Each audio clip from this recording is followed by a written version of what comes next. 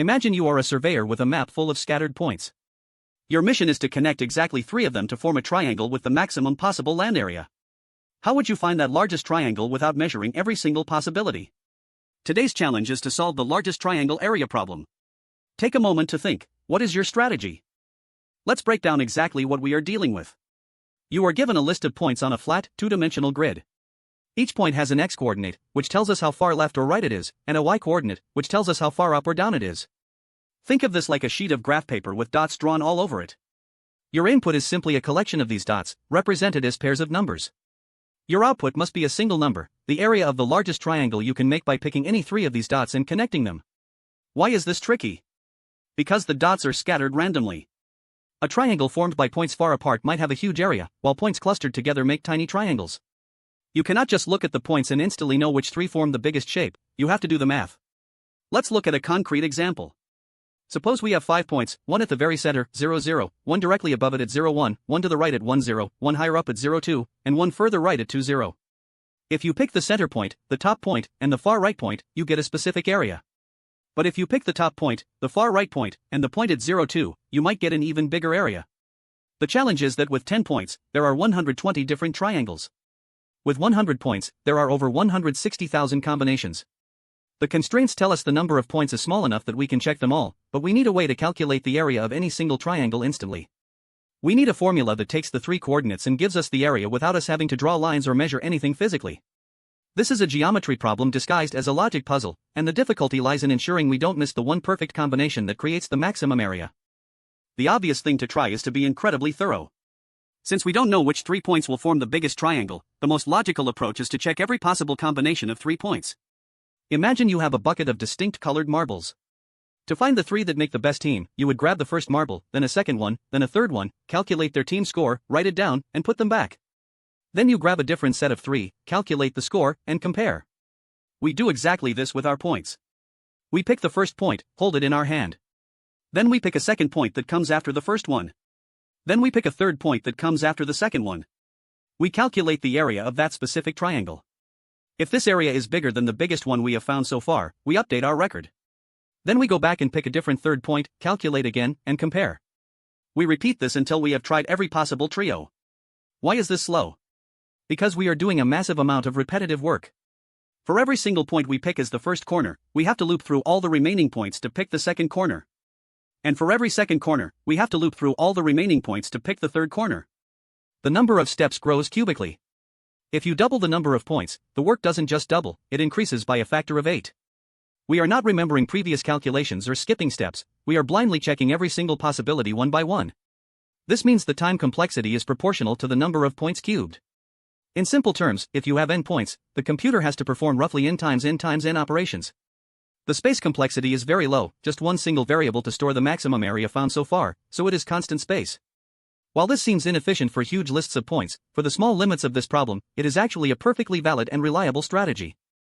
Here is the key insight: for this specific problem, there is no mathematical shortcut that allows us to skip checking any points, so the optimal strategy is actually the same as the brute force approach. We cannot predict which points will form the largest triangle without calculating the area of the triangle they form. Therefore, our optimized code is simply a very clean implementation of checking every combination. Let's walk through the logic line by line. First, we need to know how many points we are working with, so we count the total number of items in our list. We also need a place to store the best result we have found, so we create a variable to hold the largest area, starting it at 0. Next, we set up the first loop. This loop picks the first corner of our triangle. We start at the very first point in the list and go all the way to the end. Inside that, we set up a second loop to pick the second corner.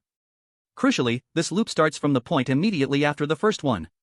We do this to avoid picking the same point twice or picking the same pair in a different order. Inside the second loop, we set up a third loop to pick the third corner. This loop starts from the point immediately after the second one. This ensures we only pick 3 unique points in a specific order. Now, inside this innermost loop, we have our 3 unique points. We apply a standard geometry formula to calculate the area of the triangle they form. This formula takes the x and y coordinates of all 3 points, multiplies and subtracts them in a specific pattern, takes the absolute value to ensure the result is positive, and multiplies by 0.5. We then compare this new area to our stored maximum. If the new area is larger, we update our maximum variable to this new value. After the third loop finishes checking all third points for the current second point, the second loop moves to the next point. After the second loop finishes, the first loop moves to the next point. We continue this until every possible trio has been checked. The data structure choice here is simple arrays. We don't need complex trees or maps because we are just iterating through a list. The logic relies entirely on the nested loops to generate every unique combination of 3 indices without repetition. Let's trace this step by step on our example with points 0, 0, 0, 1, 1, 0, 0, 2, and 2, 0. We start. The total number of points is 5. Our maximum area variable is 0. We enter the first loop. The first variable, let's call it index 1, is 0. This points to the point at 0, 0. We enter the second loop. The second variable, index 2, starts at 1. This points to the point at 0, 1. We enter the third loop. The third variable, index 3, starts at 2. This points to the point at 1, 0. We calculate the area for the triangle formed by 0, 0, 0, 1, and 1, 0. The calculation gives us 0.5. We compare 0.5 to our current maximum of 0. 0.5 is larger, so we update our maximum area to 0.5. The third loop moves to the next index. Index 3 is now 3. This points to the point at 0, 2. We calculate the area for the triangle formed by 0, 0, 0, 1, and 0, 2. These 3 points are in a straight line, so the area is 0. We compare 0 to our maximum of 0.5. 0 is not larger, so we do not update. The third loop moves to the next index. Index 3 is now 4. This points to the point at 2, 0.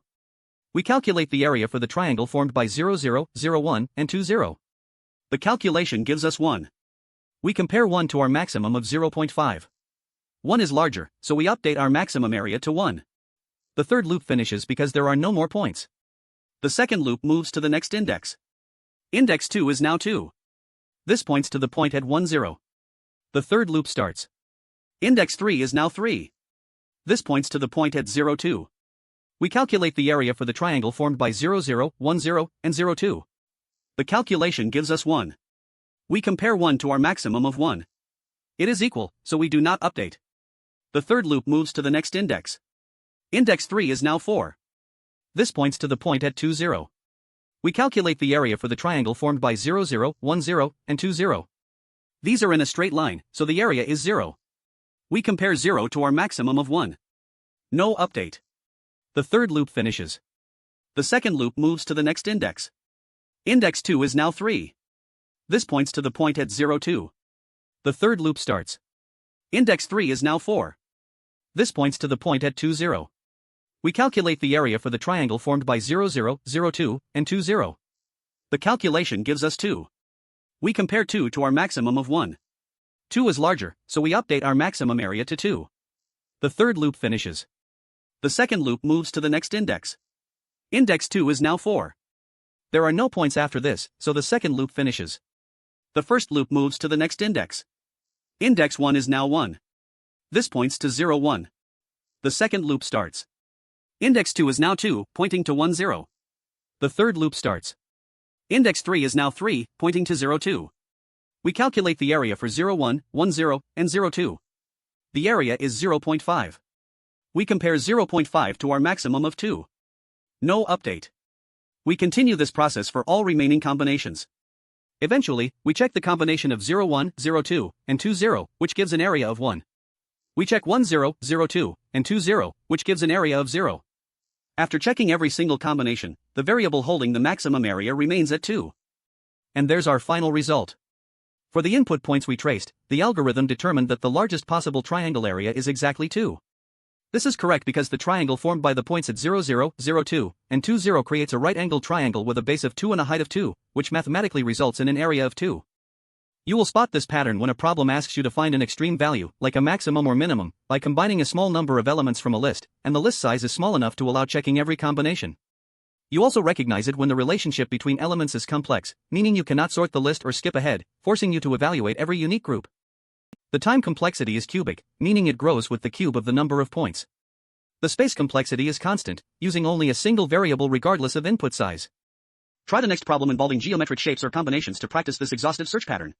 Don't forget to subscribe for more beginner-friendly DSA breakdowns.